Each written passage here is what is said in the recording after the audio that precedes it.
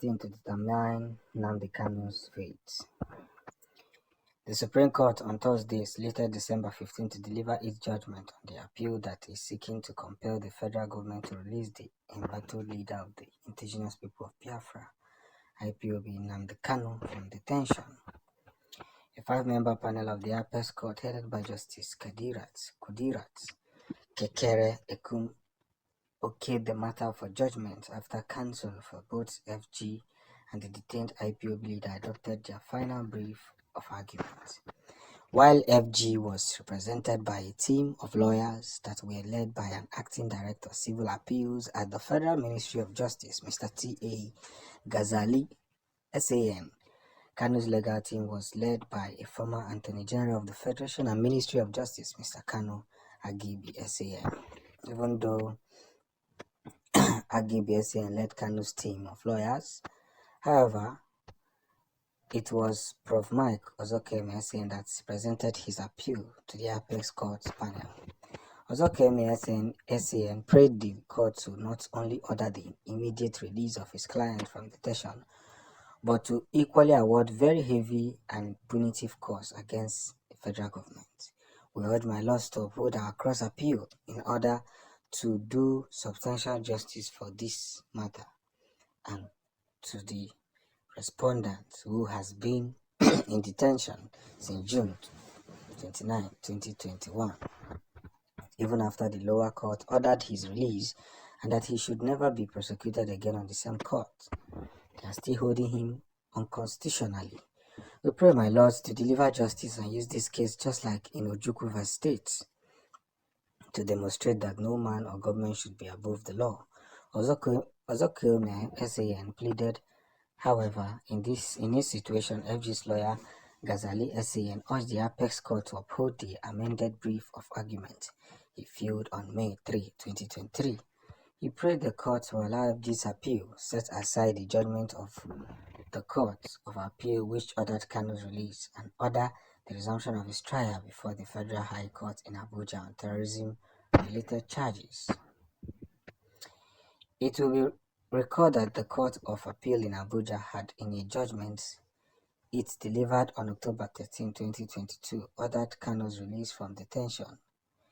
In a unanimous decision by a three-member panel, the appellate court equally gashed a 15-count terrorism charge that FG entered against the detained IPOB leader before the Federal High Court in Abuja.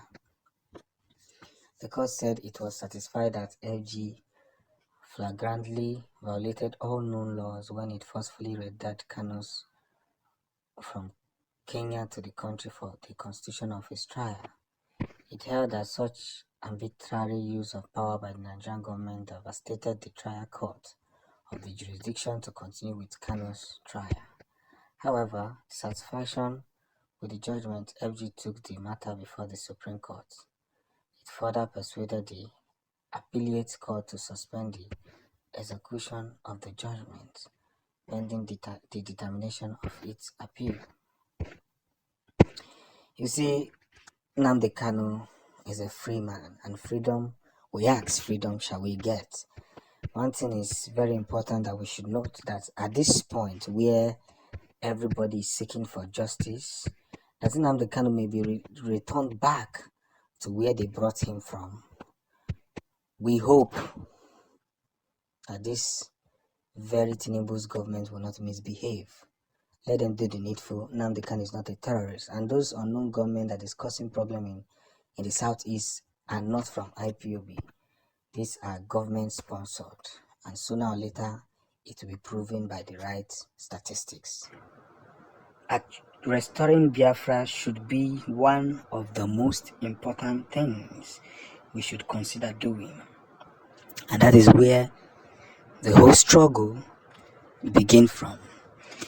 You see, we must not allow ourselves to be used in a negative way, because some people will be out there trying to,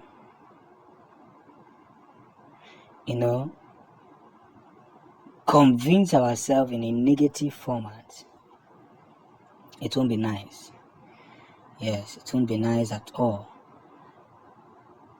one of the most important thing here is that Biafra has come a long way, and by so doing, coming a long way should be considered in a very big format. And that's where the story is. So let me put this thing like this. Let us don't allow every effort that Nnamdi Kanu made to go in vain. It's for a reason, it's for a purpose, and the journey is always clear. So we must consider this strong benefit. And the reason why we should consider this is to put ourselves in the circle of pushing Biafra to the permanent order. And that's where the whole story lies.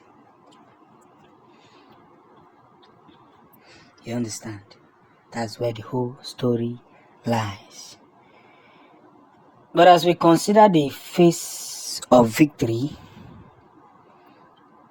we must do the needful in every strong and understandable way. The format must be very, very open to everybody. That's just the truth. So let's not waste the time, and let's not jeopardize the things that Nnamdi Kanu did to take Biafra to this very position that we are today. And by so doing, everything will be very, very open. Very, very open, I must say. And that's where all the whole situation must lie. Very, very open, I must say again. But the truth of the matter is, as we continue to face the whole situation room, let's all produce ourselves to that very articulation where everything must be seen in that very light. Everything we preach, everything we do, everything we produce